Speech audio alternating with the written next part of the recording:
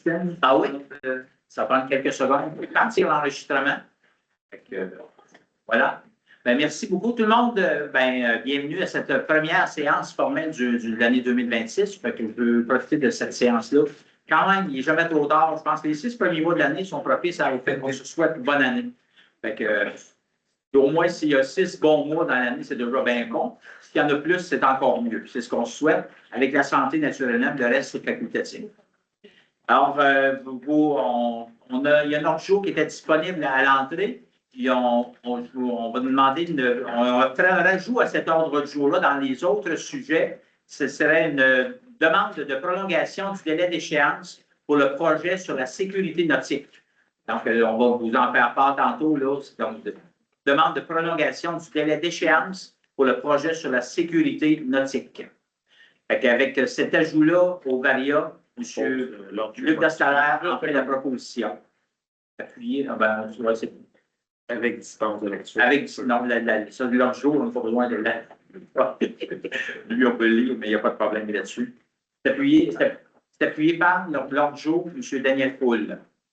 L'adoption du procès-verbal de la séance ordinaire du 26 novembre 2025, si vous en avez pris connaissance et si c'est conforme, je demandais une proposition pour l'adoption de cette. Donc, M. Christian Gendron. J'appuie.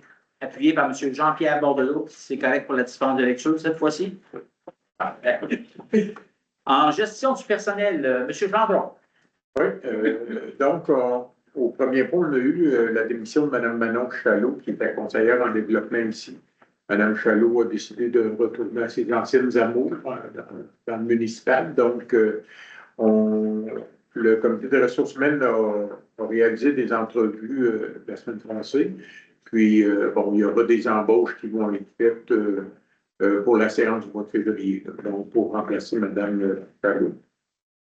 Par la suite, on avait. On doit prendre une résolution quand même pour entériner la démission de Mme Chalot. Ça prendra quelqu'un pour Mme France Bédard, M. Alain Bouffard. Point B, embauche de M. Pierre Giroux à titre de salarié temporaire pour la réalisation d'un mandat d'accompagnement. C'est ça, M. Giroux travaillait contractuel pour la réussite éducative. On a embauché quelqu'un pour remplacer un congé parental. Donc, c'est pour un contrat de 10 mois qui pourrait être prolongé dépendant. Donc, M. Giroux va pouvoir accompagner la personne qui sera embauchée là, contractuellement là, pour lui donner quelques heures là, pour le former. Ça va aller après avec le point de médecine.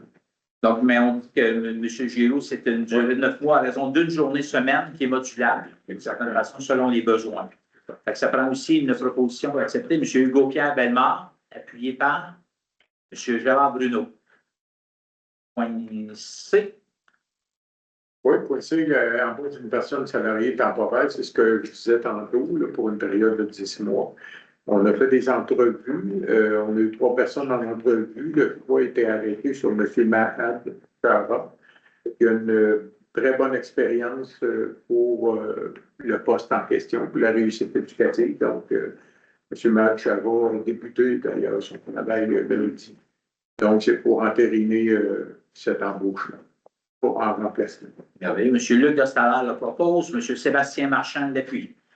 Et au point D, la demande de congé pour de pré-retraite. Oui, c'est pour M. Gilles Mercure, qui arrive près de la retraite, et la convention collective leur permet de faire une réduction d'heures de travail là, sur un certain temps. Donc, c'est autorisé par la convention collective, donc c'est une résolution pour entériner là, la décision de M. Mercure. Parfait. Donc, la convention prévoit qu'il peut descendre à 4 jours semaine pendant les 12 premiers mois et 3 jours semaine dans les 6 mois qui suivent à ce moment-là. M. Daniel Hull en fait la proposition, appuyé par M. Gérard Bruno. Point 5, finances, matériel, équipement et bâtisses. Au point A, la liste des chèques émis et autres sommes déboursées. Est-ce que vous avez des questions sur cette liste-là? Sinon, quelqu'un qui en fait la proposition pour le paiement, M. Alain Bouffard, appuyé par Mme France Bédard. Au point B, la politique d'acquisition d'œuvres d'art de la MRC des Chenaux. En fait, on a reçu le comité culturel s'est penché là-dessus. On a une politique dans laquelle on consacre un montant d'environ, qui peut aller jusqu'à 1 000 $ par année, dans le cadre d'une entente avec le ministère de la Culture et des Communications pour faire l'acquisition d'une œuvre d'art. C'est donc une œuvre d'art d'une artiste qui ne demeure plus maintenant à Saint-Prosper, Oui, mais effectivement. qui a été longtemps habitée à Saint-Prosper, qui est Mme Nicole Ouellette. Tout à fait. Peut-être nous en parler, pouvez-vous nous donner des... Madame Ouellette, comme on disait, elle a été résidente de Saint-Prosper pendant des années, plus de 40 ans. Alors, c'est une artiste dans l'encre. Elle fait beaucoup de peinture à l'encre, de dessin à l'encre et tout ça. Puis elle avait approché la MRC, puis on nous a présenté les œuvres potentielles. Alors, il avait été adopté comité culturel, l'œuvre de Mme Ouellette, que vous pouvez voir ici au mur, qui s'appelle « C'est la fête que les oiseaux s'échappent de l'encre humide ». Alors, c'est ça. Alors, c'est super. Elle était très contente qu'on en fasse l'acquisition. Il reste une trace de Madame, comme elle dit elle-même, il va rester une trace de moi, de mon œuvre dans la MRC. Et ça a convenu à tout le comité culturel. On était bien contents de son œuvre, bien contents de la rencontre. Et Mme Ouellette a aussi eu un reportage là, dans le bulletin des choses. Voilà, donc, ça prend une résolution pour accepter l'acquisition de cette œuvre-là au coût de 512 $. Quelqu'un fait bon, Mme France en fait la proposition, appuyée par M. Alain Bouffard. Au point C, avenant à l'entente sectorielle de développement de l'agriculture et de l'agroalimentaire en Mauricie 2024-2027, c'est une entente qui est gérée par les partenaires du développement agroalimentaire de la Mauricie. C'est un regroupement. En fait, les ententes sectorielles, ce sont plusieurs ministères, des organismes qui mettent de l'argent ensemble pour soutenir des projets dans un secteur d'activité donné. Donc, une entente sectorielle, celle-là, c'est en agriculture, mais il y en a en culture, il y en a en tourisme, il y en a en développement social, il y en a en développement des entreprises d'économie sociale. Mais l'entente, c'est ce qui est particulier par rapport à cette entente-là en développement de l'agriculture, c'est que c'est le ministère de l'Agriculture, des Pêcheries et de l'Alimentation qui avait de l'argent à rajouter, qui sert à financer vraiment des projets d'une façon concrète. Fait qu'il voulait rajouter un montant de 250 000 $. Fait qu'on ne crache pas là-dessus. Donc, ça sert à financer différents projets. Puis vous voyez peut-être passer l'identifiant Miam Mauricie, le meilleur de l'industrie agroalimentaire de la Mauricie. C'est financé, entre autres, avec le PEDAM.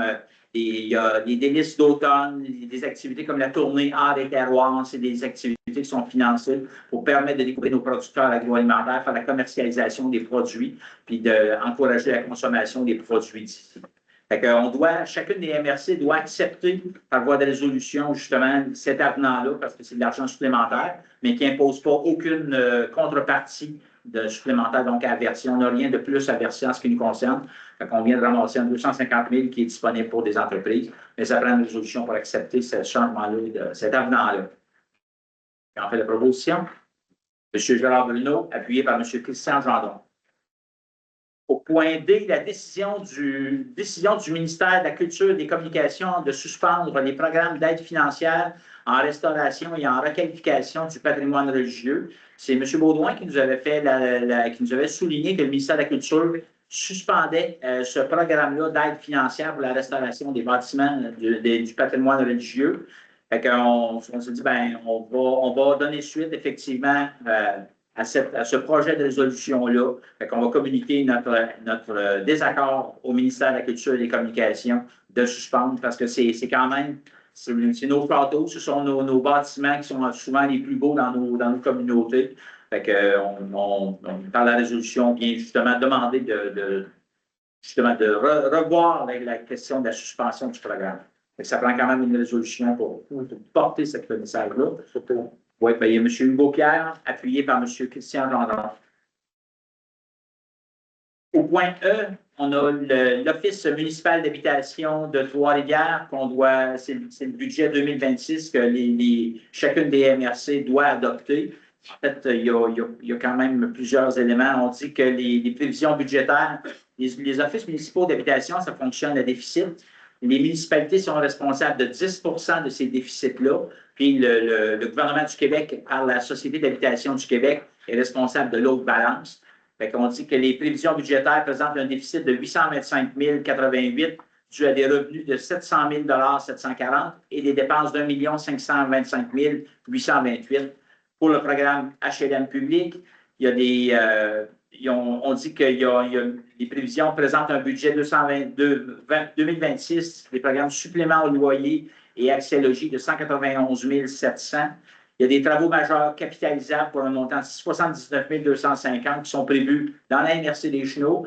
Mais il y a aussi des travaux majeurs non capitalisables de 303 500 qui sont aussi prévus dans la MRC. Fait qu'on doit adopter ces prévisions budgétaires-là. Fait que ça prend quand même aussi une résolution pour le faire, s'il vous plaît. Proposé par M. Jean-Pierre Bordelot, appuyé par M. Daniel Hull. Au point F, c'est le deuxième avenant à l'entente sectorielle de développement en entrepreneuriat de la Mauricie 2022-2025. C'est une demande simplement pour repousser la date d'échéance de cette entente sectorielle-là qui devait prendre fin au mois de mars cette année. Puis finalement, il demande que ce soit prolongé avec la même entente sans rajout d'argent, mais que ce soit prolongé jusqu'en décembre 2026. Fait que ça ne nous implique aucun élément, mais on doit aussi, encore une fois, une entente sectorielle, accepter cet avenant-là. Ça prend une proposition. M. Sébastien Marchand, appuyé par M. Gérard Bruno. Au point G, demande au ministère des Transports le programme d'aide financière dans le cadre du programme d'aide financière 2025-2027, programme d'aide au développement du transport collectif. Ce n'est pas une erreur, ce n'est pas 2026-2027. On adopte la demande de 2025, malgré que. Donc, on a supporté là, le financement au niveau du service de transport collectif pendant toute l'année 2025. Et puis là, on a l'entente 2025-2027 qui est là. Fait que ça prend quand même une proposition. M. Luc Dostalaire fait la proposition. M. Alain Bouffard l'appuie. Le point suivant, le point H, demande toujours au ministère des Transports le programme d'aide financière 2025-2027 pour le programme d'aide du développement du transport collectif. Volet 3.1, c'est le transport interurbain. C'est les circuits de transport qui amènent les gens à l'extérieur du territoire, donc vers Trois-Rivières, vers Shawinigan. Ça sert essentiellement pour du transport, pour du travail, de la formation, des rendez-vous médicaux, etc. Fait que on doit aussi accepter cette demande-là, entériner cette demande-là. Quelqu'un a fait la proposition? M. Christian Gendron, appuyé par M. Jean-Pierre Bordelot. Au point I, on a l'adoption du plan de transport collectif, des prévisions budgétaires et de la grille tarifaire pour les années 2025-2027. Alors, le plan de transport, c'est un document qu'on présente qui démontre en fait l'ensemble des tracés qu'on développe, la population desservie. On a un rapport sur le nombre d'usagers. Donc, on sait qu'en 2025, il y a 71 usagers qui ont utilisé le service de transport adapté. C'est 71 personnes différentes, mais peuvent l'utiliser. Souvent, ces personnes-là l'utilisent quelques fois par semaine pour se rendre dans les rendez-vous. Le transport collectif, c'est 106 usagers qui ont aussi utilisé le service de transport collectif. Transport interurbain, il y a 56 usagers qui utilisent le transport interurbain aussi. Fait que c'est quand même, il y a des gens qui se promènent dans les autobus d'une certaine façon, qui ont besoin de ce transport-là. Fait que le plan de transport prévoit aussi que le coût de l'aller simple va passer de 3 à 4 par personne pour un aller simple. Fait qu'un aller-retour à Trois-Rivières, ben c'est 8 donc ça coûte. Il y a des cartes qui sont là. Puis on présente le nombre de déplacements des dernières années. On projette un total de 24 662 déplacements qui sont prévus en 2026. Puis en 2027, on prévoit 25 400 déplacements. C'est quand même en progression, en légère progression. On espère que de plus en plus de gens vont utiliser le transport collectif, quand même, en tout cas, qui est toujours en amélioration continue, mais qui va déjà très bien parce qu'on a investi, vous vous rappellerez, sur des différents véhicules pour assurer justement la sécurité dans les transports et assurer d'avoir des véhicules qui sont fiables à ce moment-là. Fait que ça prend quand même une proposition pour l'adoption du plan de transport qui est disponible dans. Donc, Mme France Bédard, appuyée par M. Gérard Bruno. Au point 6, aménagement et développement du territoire en conformité des règlements municipaux. Au point I, la municipalité de Sainte-Geneviève, c'est le règlement 510-11-25 qui modifie le règlement de zonage 310-19-01-09. Ces amendements pour modifier la zone 119 commerciale et résidentielle pour y autoriser l'usage d'institutions. Ça a été analysé par le service d'aménagement du territoire et c'est conforme. Peut-être ce que vous pouvez nous donner peut-être plus de Oui, détails. dans le fond, c'est suite à la fermeture de l'église transformée en logement. La fabrique a acquis l'ancien salon funéraire qu'ils ont transformé en chapelle. Et puis, il fallait changer La vocation. le règlement de zonage, là, la vocation. Et principalement, c'est ce qu'on a autorisé qui doit passer à l'inventaire. Parfait. Fait que c'est conforme. Ça prend quand même une résolution pour accepter. M. Hugo-Pierre Bellemare, appuyé par M. Daniel Hull. Et toujours dans la municipalité de Sainte-Geneviève, le règlement 501-10-11-25 qui modifie le règlement de zonage 310-19-01-09 et ses amendements pour modifier la limite de la zone 125 résidentielle et 126 industrielle pour mieux délimiter l'usage industriel et résidentiel. Effectivement, ça, c'est l'ancienne usine Esto, pour ceux qui ont connu l'usine Esto, qui a été vendue. Et les propriétaires gardent la résidence, mais il y avait une séparation entre l'industriel de l'usine et le résidentiel. Donc, on a remis ça pour les besoins de la cause. Excellent. C'est conforme. Ça prend aussi une résolution pour accepter. M. Sébastien Marchand, appuyé par M. Alain Bouffard. Dans les réglementations des territoires contigus, on en a de la MRC de Port-Neuf, de la ville de Shawinigan, de la MRC de Bécancour, de la ville de Shawinigan aussi. C'est à titre d'information qui nous sont communiqués ces règlements de service de territoire contigu. Au point C, c'est une recommandation à la Commission de protection du territoire agricole concernant la demande d'autorisation pour le dossier 452 032 du ministère de l'Énergie, de l'Innovation et de l'Exportation pour l'aménagement d'un puits d'observation en amont hydraulique. C'est un puits d'hydrocarbures qui est déjà existant sur la route Gendron à Abatiscan. C'est le ministère qui demande, il demande finalement d'installer un puits d'observation à proximité de ce puits d'observation, un puits d'hydrocarbures qui est probablement plus en fonction. Ce sont des mesures de contrôle pour s'assurer qu'il n'y a pas d'évacuation ou de fuite finalement de ces différents puits-là. Je pense que c'est positif en tant que tel. On peut faire une recommandation positive. On doit l'adopter par résolution à ce moment-là, la recommandation. M. Daniel Hull la propose, appuyé par M. Luc Dostalaire. Au point D, la recommandation à la Commission de protection du territoire agricole concernant la demande d'autorisation pour le dossier 452 952. C'est pour la fabrique de la paroisse de Sainte-Élisabeth. C'est toujours dans le même dossier pour. C'est Saint-Anne-le-Pérez. Ah, c'est Saint-Anne, celui-là. Oui, c'est un terrain qui est le cimetière. Oui. Il y a une partie du cimetière actuel qui est utilisée pour faire de l'entreposage de gravier, je pense, c'est ça? Qui était déjà utilisé, c'est seulement un renouvellement de cette entente-là. Mais oui, c'est une compagnie. C'est pas directement dans le cimetière, c'est à côté, c'est très propre. C'est bon.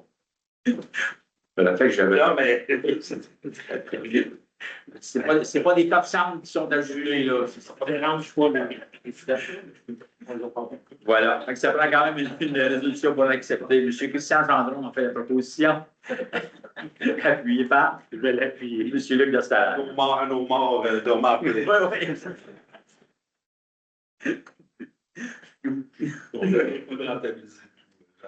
C'est bon. Au point E, la recommandation à la Commission de protection du territoire agricole concernant la demande d'autorisation pour le dossier 452 980, c'est l'ENERCIC pour le lieu d'enfouissement technique de Champlain pour l'utilisation du terrain comme zone tampon. On a fait une séance de consultation tout de suite avant Fait que, on doit l'approuver là, par résolution, cet appui-là. Il n'y a pas eu de questions particulières, mais il y a un éclaircissement en lien avec la présence de la coupe d'arbres qui va être faite sur le terrain adjacent, qui va être vérifié par M. Dostaler dans les prochains jours, de certaine façon. M. Alain Bouffard en fait la proposition, appuyé par M. Gérard Bruno.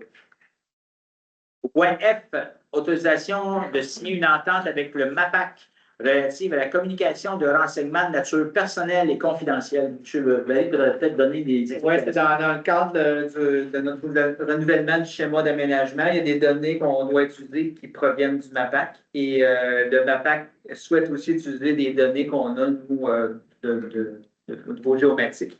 Donc, ce qu'on fait, c'est qu'on va signer une entente de confidentialité avec eux pour qu'eux puissent utiliser certaines données et nous certaines données. Donc, ça vient assurer la confidentialité des données et ça va nous permettre d'avancer davantage dans la révision du schéma d'aménagement. Merveilleux. C'est recommandé. M. Gendron en fait la proposition, appuyée par M. Sébastien Marchand. Point G, recommandation à la Commission de protection du territoire agricole concernant la demande d'autorisation pour le dossier 452 584 du ministère des Transports et de la Mobilité durable à Sainte-Geneviève-de-Vatican. C'est pour un glissement de terrain dans le rang Rivière-à-Veillette. Oui, qu'il y avait eu l'an passé, vous vous souvenez que la route avait été fermée. Donc, il y a une petite modification à faire dans la grandeur là, du terrain, mais ça, on ne refermera pas la route, c'est plus technique. Donc, ça prend quand même une demande à la CPTV. Excellent. On est d'accord là-dessus? On en fait la proposition. M. Gérard Bruno, appuyé par Mme France Pédard. On est rendu donc à l'adoption du règlement 2025-154 qui modifie le schéma d'aménagement et de point H. Ah, j'ai passé un peu loin. Oui, de recommandation à la Commission de protection du territoire agricole concernant la demande d'autorisation pour le dossier 452 742 du ministère des Transports et de la Mobilité durable pour un projet de compensation environnementale dans le cadre du projet du nouveau pont qui enjambe la rivière Batiscan. Donc, naturellement, c'est à Batiscan. Donc, c'est que pour le tracé du nouveau pont, on demande l'utilisation à des fins autres qu'agricoles de par le tracé du nouveau pont. Ça ne va pas à l'encontre des orientations là, puis des objectifs du schéma d'aménagement. Puis, naturellement, ben, ce nouveau pont-là va venir sécuriser les gens qui circulent. C'est un projet qui ne fait pas longtemps qu'il est attendu, la défection du pont. Là. Donc, il y a un intérêt de compenser la perte de milieu humide par le projet de compensation à l'intérieur de cette résolution-là. C'est recommandé là, de mentionner à la Commission que ça respecte les orientations du schéma d'aménagement. M. Alain Bouffard en fait la proposition, appuyé par M. Hugo Pierre Belmont. Point I, l'adoption donc du règlement 2025-154 modifiant le schéma d'aménagement et de développement révisé numéro 2007-0247. Ça modifie la limite de l'affectation publique sur le territoire de la municipalité de Batiscan. C'est en lien avec la rencontre de consultation qu'on a faite tantôt. C'est la zone tampon qu'on vient d'ajouter. Ça passe d'une zone agricole à une zone d'institution à ce moment-là. Donc, ça représente vraiment l'usage du terrain. C'est conforme, il n'y a pas eu de questions particulières. Ça prend quand même aussi une résolution pour adopter le règlement en lien avec ce changement-là de la limite de l'affectation publique. Quelqu'un a fait la proposition? Parce qu'on a une série de résolutions qui vont aller là-dessus. Là. Je propose, puis que ce soit tous les mêmes proposeurs secondaires pour le reste. Pour la suite des autres, oui, question de léger. Ah, il y a juste. Donc, il y a le point J qui se rattache à ça. C'est l'adoption du document qui indique la nature des modifications à être apportées dans la réglementation d'urbanisme pour le projet de règlement. Donc, ça concerne la modification de la limite de l'affectation publique sur le territoire de la municipalité. Est-ce qu'on comprend que vous avez fait la proposition pour les deux? Quelqu'un a fait l'appui? M. Luc Dastaler fait l'appui pour les deux. Donc, adopte le projet de règlement puis adopte le document qui indique la nature des modifications à être apportées. Au point K, l'avis de motion et dépôt du projet de règlement 2026-156 qui modifie le schéma d'aménagement et de développement révisé qui concerne la cartographie des zones à risque de glissement de terrain sur le territoire de la municipalité de Sainte-Geneviève-de-Vatican. Je vais l'expliquer un petit peu. Oui, c'est ça. Je vais le proposer les 5 suivants, fait que ça concerne toute la même chose encore. C'est pour la rue des Brumes, à Sainte-Geneviève-de-Vatican, où il y avait un grand danger de glissement de terrain. La municipalité a fait les travaux de l'autre côté de la rivière. Donc, avec ça, ben, ils vont changer la cartographie et on n'était plus capable d'émettre des permis de construction pour la rue des Brumes. Maintenant, tout ça sera terminé. On va pouvoir émettre des permis de construction pour les terrains qui restent sur la rue des Brumes. Donc, c'est ce qu'on attendait. Les travaux ont été faits. C'est une partie des travaux de stabilisation des berges. L'autre partie devrait débuter l'automne prochain pour la grosse partie de la rivière Abel-Lamy. On va avoir le même processus à la fin de ça. Fait que là, on est rendu là. Il reste 4 terrains, 4 grands terrains. Donc, on a bien hâte de pouvoir émettre des permis de construction, mais il faut passer par tout le processus. Mais je présume que ces terrains-là sont très, très convoités, étant donné qu'ils sont en bord de rivière. Déjà vendus, puis les gens attendent la construction. Les gens attendent pour la construction. Parfait. Fait que c'est donc ce projet-là, donc 2026-156, ça concerne ce projet-là. Au point M, c'est l'adoption du document qui indique la nature des modifications à être apportées à la réglementation d'urbanisme. J'ai besoin d'un proposeur. Oui. Le point L, ben, la motion, je comprends que c'est M. Gendron. Oui. Le point L, ça me fait un proposeur. Bon, M. Gendron voulait proposer l'ensemble de ces points-là, mais justement, on va prendre un appuyeur pour les autres points, donc on va prendre dedans. On va prendre le temps d'expliquer quand même que, donc, on adopte le projet de règlement au point L. Au point M, on adopte le document qui indique la nature des modifications qui sont à être apportées à la réglementation d'urbanisme pour ce projet-là. Au point N, on doit demander avis au ministre à l'effet que ce règlement-là, cette modification-là, elle est conforme à la réglementation. Fait que par la résolution passée, on va faire cette demande d'avis au ministre. Et au point O, c'est qu'on doit fixer une assemblée de consultation publique concernant ce projet de règlement-là. Fait que c'est un mandat normalement qu'on confie à notre directeur général pour déterminer la date, le lieu de cette séance de consultation, cette assemblée publique de consultation. Fait que ça vous convient? Oui. C'est bien pour vous. Merveilleux. On est rendu au point 7 dans les rapports, le rapport du directeur général qui vous a été soumis. Est-ce qu'il y a des questions sur le rapport du directeur général? Ça va? Les représentants d'Énercyc, M. Westerlain.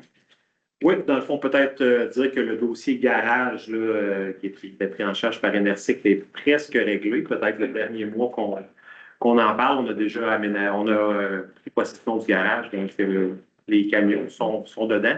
Il reste quelques déficiences à régler. Et peut-être vous dire que le dossier, je crois, d'importance en ce moment, c'est le dossier d'agrandissement du LET de Saint-Étienne-des-Grès. Donc, il y a déjà eu des étapes qui ont été franchies dans les derniers mois au niveau des études. Par contre, là, hier avait lieu une première rencontre d'information avec les citoyens, principalement de Saint-Étienne-des-Grès. Très bonne rencontre, très belle rencontre, très belle atmosphère. Les gens étaient là pour des interrogations, des questions, des petites craintes aussi, des fois au niveau des odeurs, tout ça. Par contre, là, il y a eu toutes les questions ont été posées, il y a eu beaucoup de réponses. Donc, c'est une première étape. Le site d'enfouissement de Saint-Étienne-des-Grès aura atteint sa capacité en 2031 environ. 2031, pour un site d'enfouissement, c'est demain. Alors, il faut tout de suite là, commencer là, à faire les étapes pour s'assurer qu'on puisse passer au travers de toutes les études, le BAP, les autorisations gouvernementales, la construction du nouvel emplacement, et puis là, pouvoir commencer à mettre des déchets dans cette zone-là lorsque l'autre partie sera remplie. Il y a de l'espace sur le site entre l'ancien LES et le nouveau LET. Donc, il y a vraiment un espace qui est là. 5 millions de mètres cubes, environ 20-25 années de supplémentaire à de l'enfouissement qui serait jusqu'en 2056 environ, qui est très important, là, à moins qu'on prévoit ne plus avoir de déchets à partir de 2030, mais j'en doute. Donc, il faut s'assurer qu'on ait de l'espace. On sait que du côté de la MRC des Chenaux, on utilise le site de Champlain. Mais si jamais il n'y avait pas d'espace disponible dans cette SNDRS, ça causerait une problématique. Alors, on va dans ce sens-là. Et puis, considérant tous les investissements qu'il y a là, le système de traitement des eaux, l'expertise, on espère, là, bien entendu, qu'on ne nous obligera pas à créer un site d'enfouissement ailleurs, on va pouvoir faire ça. C'est le dossier qui va avancer, un des dossiers principaux qui va avancer au cours des prochaines années. On profite de l'occasion de féliciter pour l'accession à la présidence d'Énersic, quand même. Je pense que c'est d'avoir un représentant de l'Université des Chenaux à titre de président. Ça me rassure que vous soyez là. Vous êtes quand même, c'est un conseil qui est passablement renouvelé, finalement, qui est là. Oui, effectivement. Dans le fond, là, il n'y a que Claude Boulanger du côté de Masquinongé qui était déjà là. Et mon collègue là, qui avait quand même, qui venait à l'occasion en tant que représentant, fait qu'il connaissait un peu les dossiers. Sinon, là, pour tous les autres membres du conseil d'administration, c'est des nouveaux. Il y aura petite formation, etc., puis on va s'assurer que les gens sont au courant des dossiers. Beaucoup de choses. Je l'ai répété un peu. On se souvient qu'un NRC, c'est un budget d'environ 60 millions, plus d'une centaine d'employés. On a quand même près de 300 000 clients qui bénéficient des services d'Énersic. C'est beaucoup d'expertise, des dossiers qui me tiennent à cœur, qui sont très, très, très importants. Je suis très, très fier et merci pour ces félicitations-là. J'apprécie.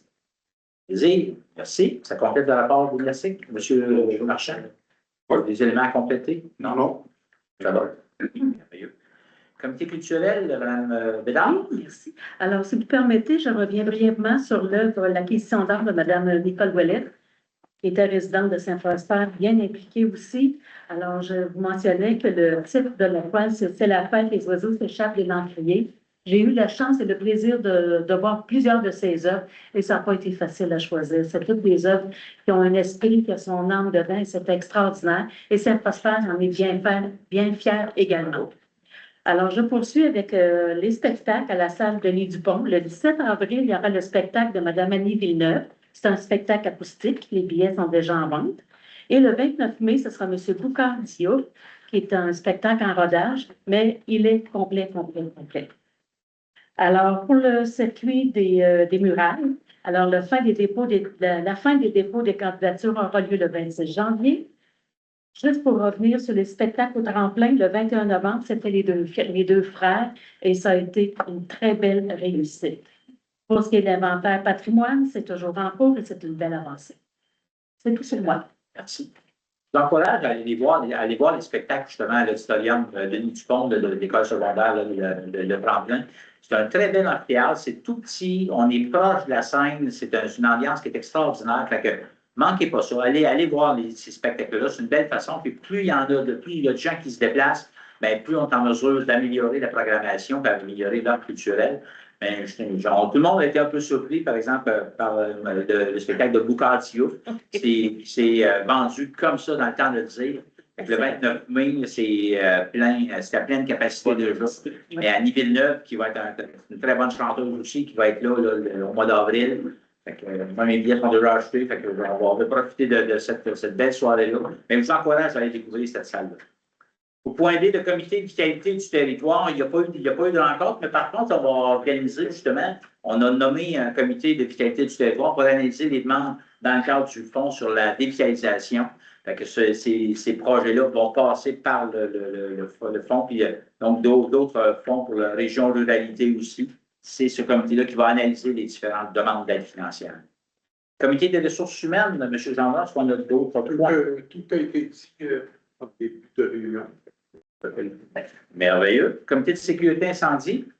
Le prochain comité de sécurité incendie va aller plus vers la fin février parce qu'on attend l'évaluation des équipements pour voir si certaines municipalités de la MRC vont aller vers un regroupement incendie ou non. Donc, ça va être la base de discussion dans le fond. Pour la suite, et pour ce qui est du dossier premier répondant, j'ai parlé un petit peu la dernière fois, je dois rappeler Jean-François Lupien, qui est le responsable de l'OCIUS, suite aux lettres, je l'ai rappelé, il était occupé, on doit se rappeler. On va voir pour l'entente avec le gouvernement, dans le fond, avec le ministère de la Santé.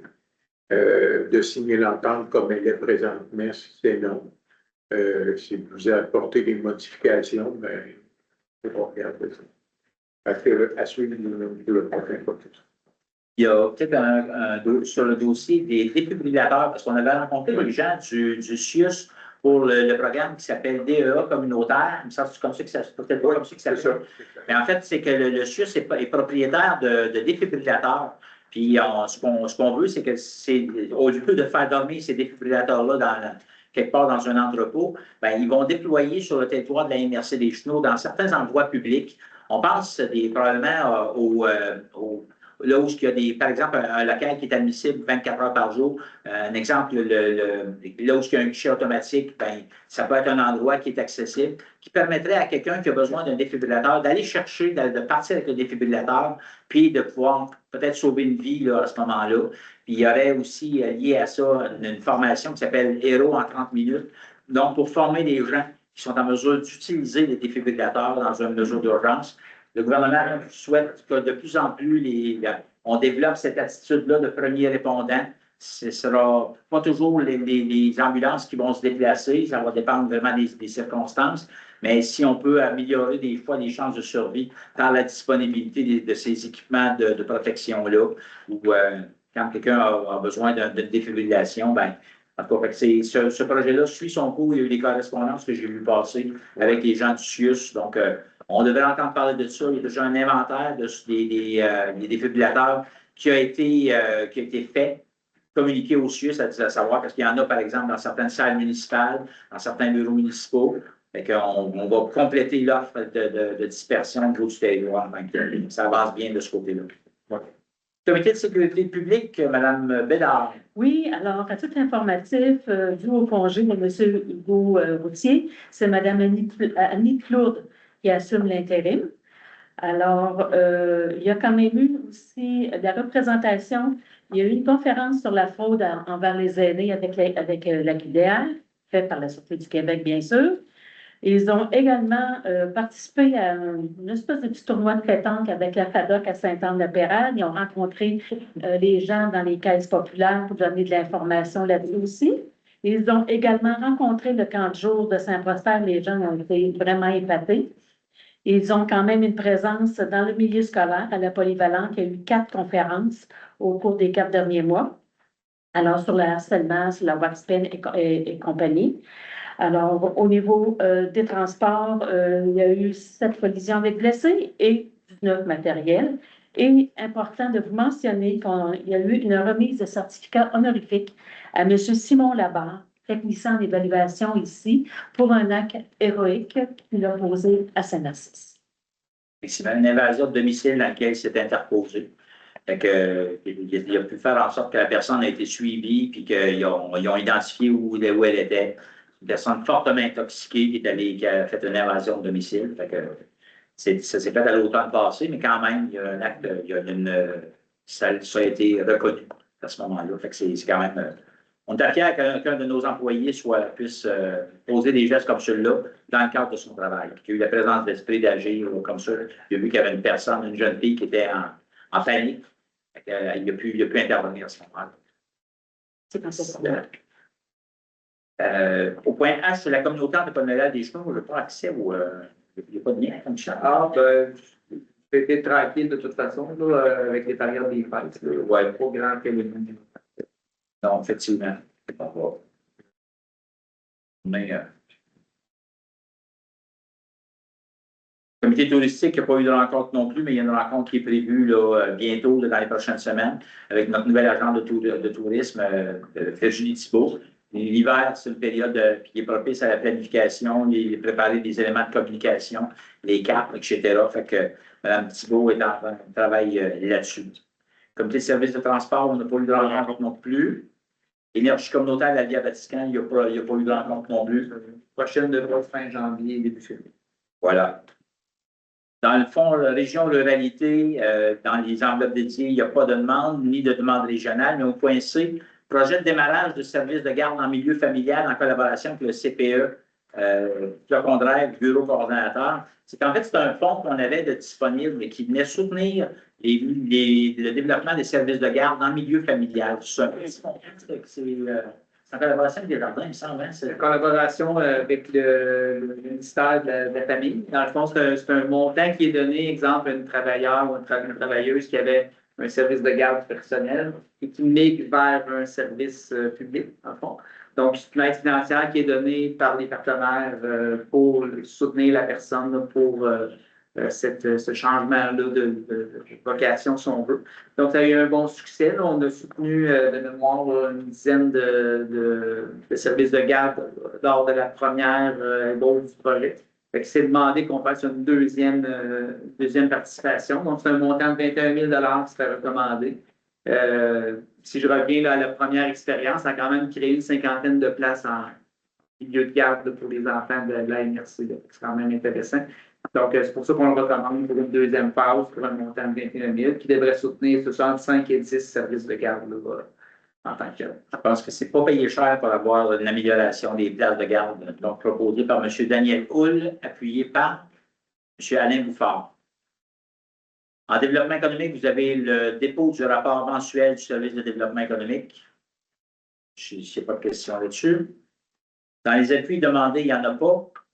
Dans la correspondance déposée, le point A du ministère des Affaires municipales, une contribution financière pour le projet évaluation stratégique des actifs pour le projet de regroupement incendie dans le cadre du sous-volet coopération intermunicipale du volet 4, coopération et gouvernance du Fonds Région Ruralité. Alors, c'est la somme maximale de 8 000 qui nous est promise, donc en lien avec cette entente-là d'évaluation des actifs.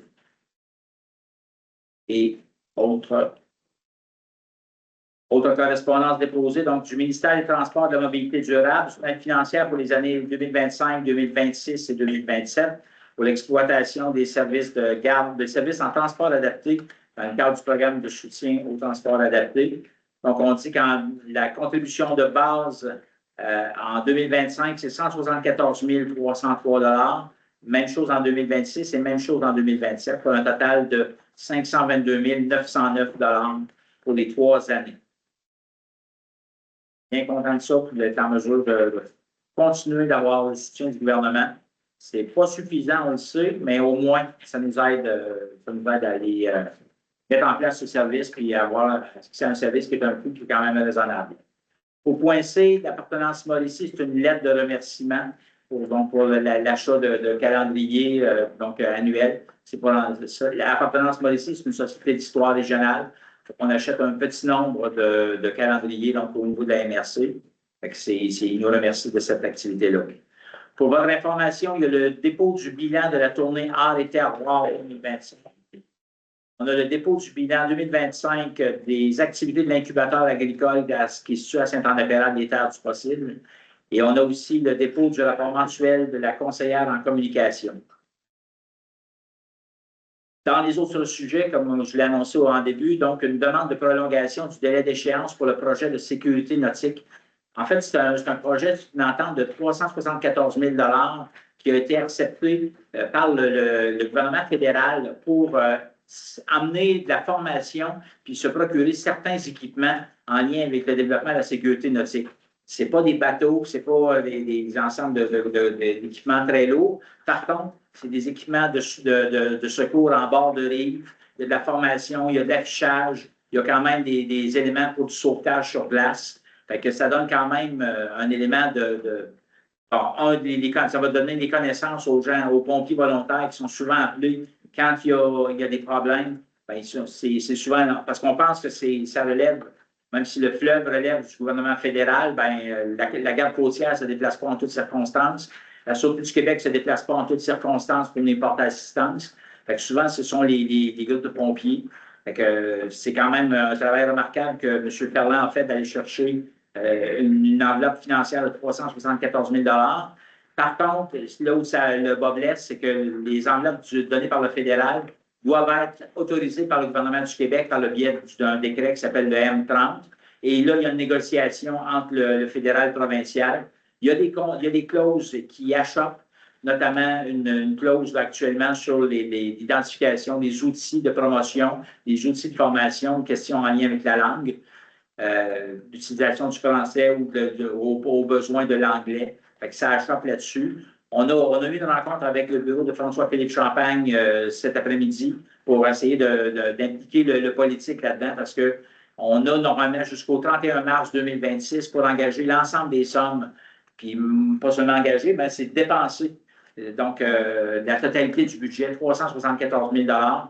On n'a pas encore la convention signée. Fait qu'on demande au gouvernement fédéral et au gouvernement du Québec de prolonger le délai pour ne pas faire d'achat précipité là-dedans.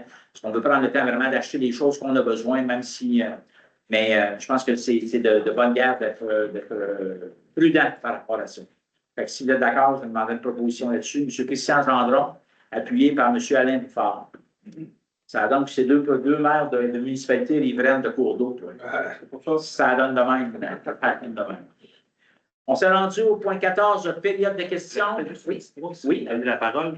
Vous êtes probablement au courant, mais juste rappeler qu'Environnement Mauricie aura une activité là, concernant le BAP qui se déroulera à Notre-Dame-du-Mont-Carmel. Fait que je me permets d'en parler. Les élus, on aura accès à un webinaire de 11h30 à 13h le 30 janvier.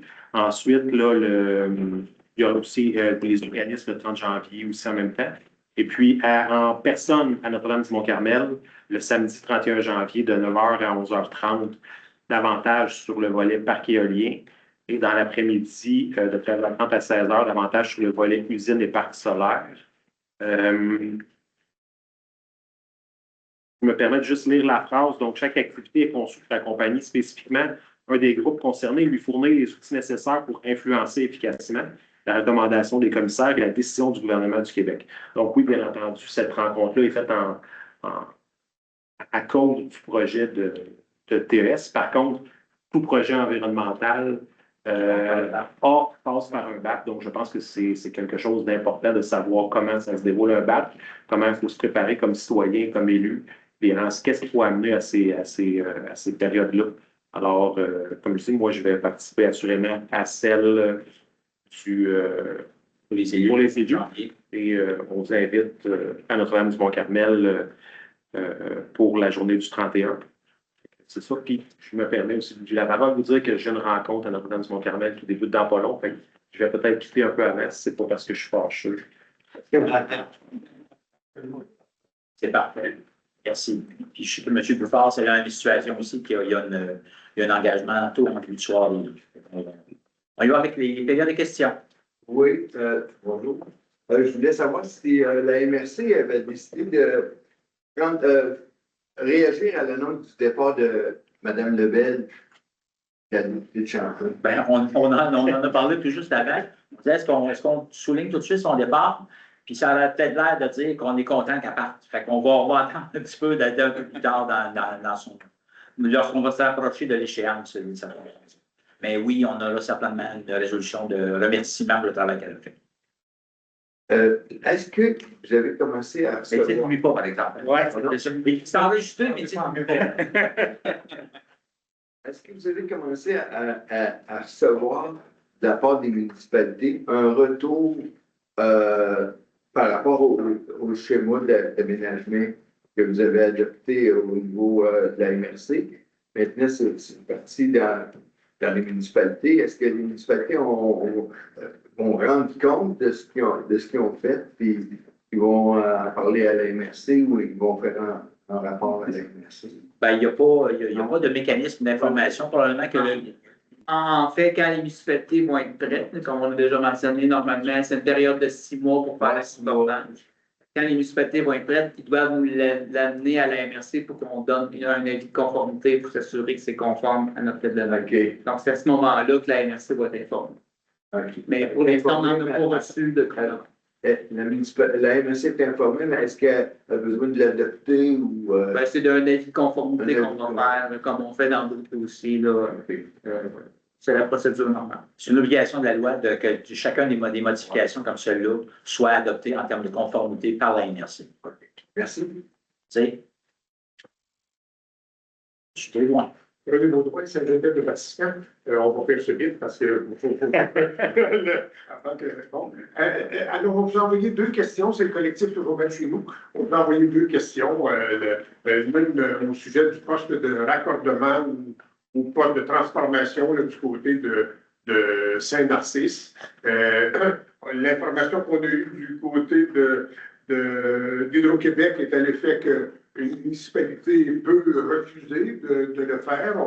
On comprenait l'idée pour la municipalité de dire, ben, on a le choix, soit un poste de raccordement ou soit des pylônes électriques. Alors, vous sembliez aller davantage du côté du poste de raccordement. Est-ce que vous avez vérifié du côté Saint-Séverin à voir si Saint-Séverin acceptait ou refusait? L'information qu'on a, c'est que Saint-Séverin refusait d'avoir le poste de raccordement, donc il n'y a pas de danger d'avoir une ligne de pylône qui s'en viendrait du côté de Saint-Narcisse. Ben, ça sera à la municipalité Saint-Narcisse de répondre à cette question-là, Oui. parce que c'est une question qui touche le zonage. Quand vous dites qu'une municipalité peut refuser d'accueillir un poste électrique, c'est vrai, mais elle ne peut pas empêcher tout usage. Elle doit au moins l'analyser, le soumettre peut-être dans le cadre d'une modification au règlement d'urbanisme qui, elle, peut être battue par les citoyens, les gens de la zone, puis des zones contiguës. Donc, il y a des mécanismes qui existent qui permettraient aux gens, même si que la municipalité de Saint-Narcisse décide d'aller de l'avant puis d'ouvrir la possibilité, c'est possible qu'il n'y ait pas de poste de raccordement. Donc, à cause du fait que les citoyens auront refusé, puis on va se plier dans ce sens-là. Mais effectivement, c'est l'évaluation d'un risque qu'il y a en disant, ben, est-ce que c'est moins dommageable sur le plan visuel, sur le plan d'environnement, d'accueillir un poste de distribution électrique ou peut-être une ligne. Pour ce qui est de la volonté des gens de Saint-Séverin, j'ai communiqué avec, je n'ai pas pu parler au maire de Saint-Séverin, par contre, j'ai parlé avec un fonctionnaire là-bas qui me disait que à la Commission de protection du territoire agricole, la municipalité s'est prononcée, a défait l'appui qu'elle avait fait. Parce qu'au mois de novembre, il avait appuyé le projet. Parce que la municipalité doit émettre un avis de conformité, puis doit dire si elle appuie cette demande-là. Au mois de novembre, il avait mentionné un avis de conformité, puis il appuyait. Là, tout ce qu'ils ont fait, c'est que le projet est encore conforme à la réglementation actuelle, mais n'est plus appuyé par la municipalité. Comment la commission va traiter ça, c'est à voir. Pour la suite des choses, là, on regarde les différents scénarios qui vont se passer, puis on va essayer de... Ça va suivre son cours. Et oui, on savait que c'est un dossier local, mais comme ça a un impact au niveau de l'ensemble de la MRC. C'est ça qu'on posait la question. Peut-être pas.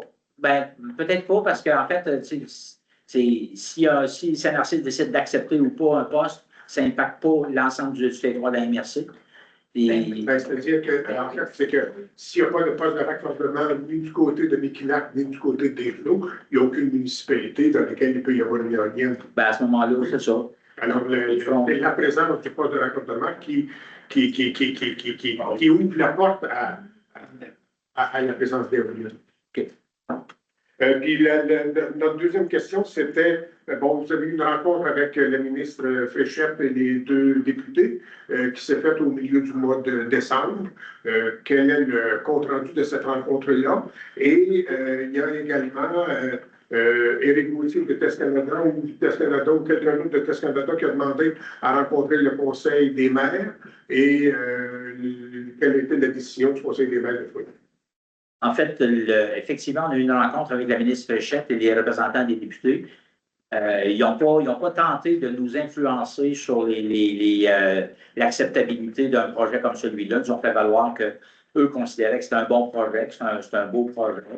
Mais on a réitéré directement et de façon très claire que l'acceptabilité sociale n'était pas là, puis que on voyait vraiment que dans la MRC des Chenaux, il y a peu de possibilités qu'un projet comme celui-là se branche. On a réitéré la légitimité de la demande que si le gouvernement du Québec souhaite soutenir ce projet-là, ça passe par l'attribution d'un bloc d'énergie.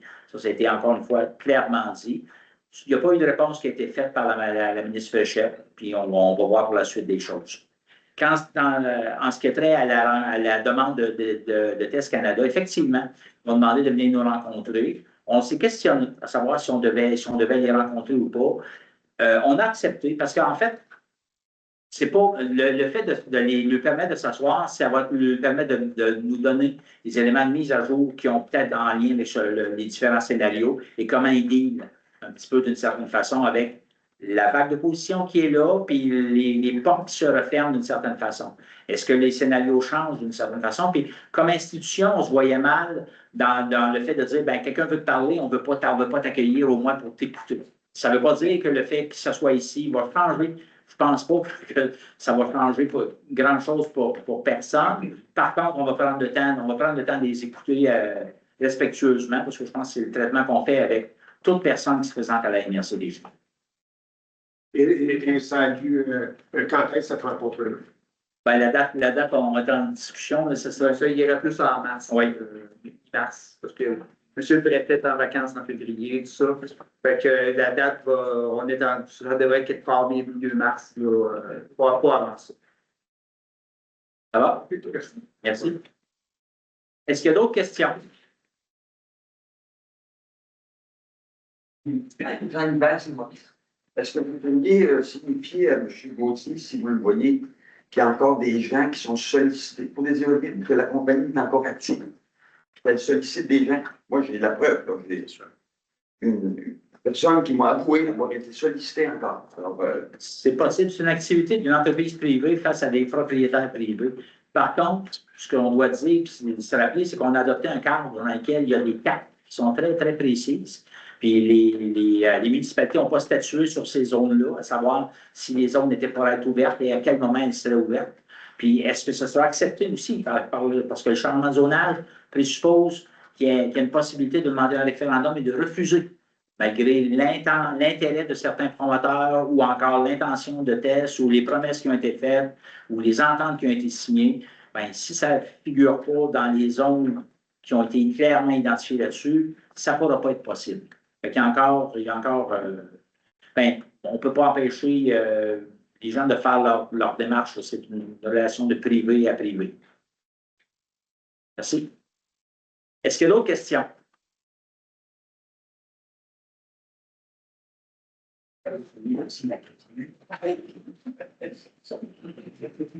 Lionel Arsenault, Saint-Narcisse. Concernant le transport collectif, bon, c'est sûr que la pandémie est venue pas mal hypothéquer son fonctionnement. Là. Bon, ça, j'en conviens. Il y a une petite augmentation qui s'est faite. On est rendu bon au-dessus de 20 000, mais je me souviens pas bien qu'il est venu un bout de temps. On était à 40, 45 000, 50 000. C'est sûr que ça serait souhaitable de remonter à ces niveaux-là, mais c'est pas évident parce que la question que je me posais, et que je vous pose aussi, c'est que est-ce qu'il y a une stratégie de communication pour être capable d'informer la population, mais à ras des pâquerettes, en utilisant les pages Facebook qu'on a dans les municipalités, à Saint-Maurice, Saint-Narcisse, on a cherché trop, bon, très efficace comme véhicule de communication. Là, je me demandais si on a une stratégie de communication très articulée pour être capable de mousser encore le transport collectif. Ben oui, c'est une excellente suggestion d'améliorer les communications sur ce sujet-là parce qu'on veut qu'il soit le plus utilisé possible. Par ailleurs, on doit mettre un bémol, je vous dirais, sur les chiffres qui étaient communiqués parce que la fiabilité des statistiques, on peut en douter à la lumière de la façon dont on voyait que c'était... Vous me permettez? Oui. Effectivement, il y a quelques chiffres là, qu'on n'est pas certain là, depuis qu'on a pris ce service-là, mais ce qui explique la différence entre les chiffres du passé et maintenant, c'est que, exemple, s'il y avait un transport scolaire, un groupe d'étudiants qui partait du tremplin, qui allait village des sports, qui revenait, était comptabilisé dans les statistiques comme du transport.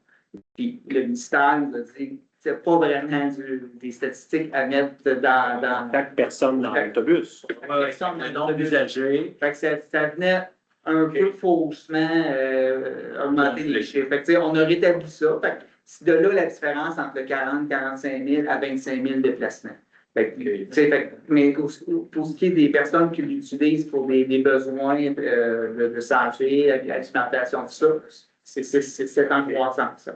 Pour ce qui est du deuxième aspect de promouvoir, on l'a pas beaucoup fait dans les 2 dernières années, parce qu'on voulait stabiliser le service. Puis, comme vous avez vu, on a acquis des nouveaux équipements. Parce que le problème qu'on a, c'est que si on a trop de gens, mais là, on n'est pas capable de fournir parce que nos minibus, à un moment donné, ont une capacité d'accueil, si on veut. Donc, on a acquis en décembre un nouvel autobus là, qui est lettré justement hier. Puis on a un neuf qui s'en vient en avril. Fait que là, avec ça, on va avoir un volume d'équipement suffisant pour améliorer l'offre et en parler plus. Fait que ça devrait se passer là, au printemps, là, une campagne de promotion un petit peu plus agressive. Je ne sais pas si ça répond. Oui, OK. Il y a le maire Lévesque de Shawinigan qui voulait établir un lien entre Shawinigan et Trois-Rivières. Ça va sûrement passer par Mont-Cardel. Alors, je me demandais, il faudrait peut-être être vigilant de ce côté-là pour être capable de faire bénéficier la population de Mont-Cardel de ce nouveau lien-là. En tout cas, je ne sais pas si ça va se concrétiser. Je pense qu'il Il y a un comité régional de transport qui a été mis en place, qui est nouveau, où chaque MRC-ville a un siège là-dessus. C'est là qu'on se parle pour ça. Fait que c'est sûr que nous, on est intéressés à ce que ça passe dans notre territoire de clair. Fait que, on Pas même que ça passe, mais que ça arrête. Ouais, ça arrête. Ça pourrait. On essaie de travailler plus régionalement. On permet la 3-4 centres-villes, c'est ça. S'il y a des Michel Mélis, Saint-Stanislas, c'est au sujet du poste de Saint-Narcisse. C'est-tu un poste de raccordement ou un poste de transformation? Honnêtement, je ne pourrais pas être, je suis pas en mesure de vous le dire. C'est une installation électrique, mais en fait, parce qu'on m'a dit que dans un cas, c'était pour vendre de l'électricité à Hydro-Québec, puis dans l'autre cas, ils ne peuvent pas y donner. Mais en tout cas. Un poste de raccordement, tout client peut demander à Hydro-Québec raccordement. Ben, oui. TES Canada, probablement, qui demande à Hydro-Québec, pour lui fournir 150, je ne sais pas trop quoi, le mégawatt, peu importe, il faut qu'il donne ça quelque part. Donc, si c'est le poste de raccordement qu'ils ont demandé, ça veut dire qu'Hydro-Québec va aller les raccorder là, l'électricité que Hydro-Québec leur fournit. Si c'est un poste de transformation, c'est complètement différent.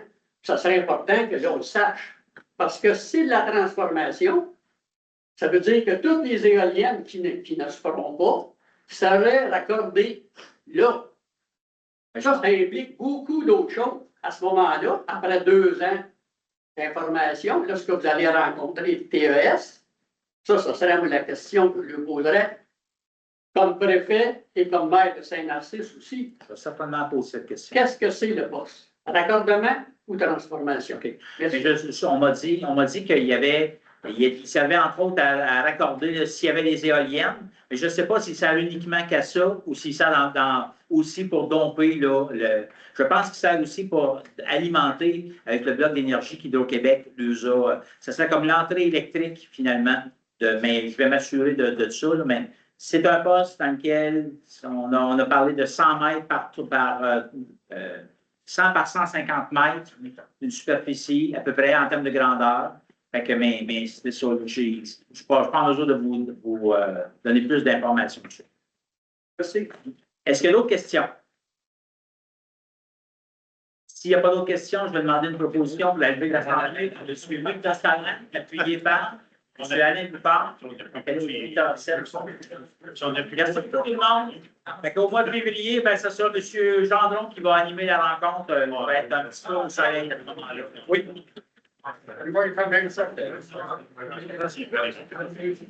Hein?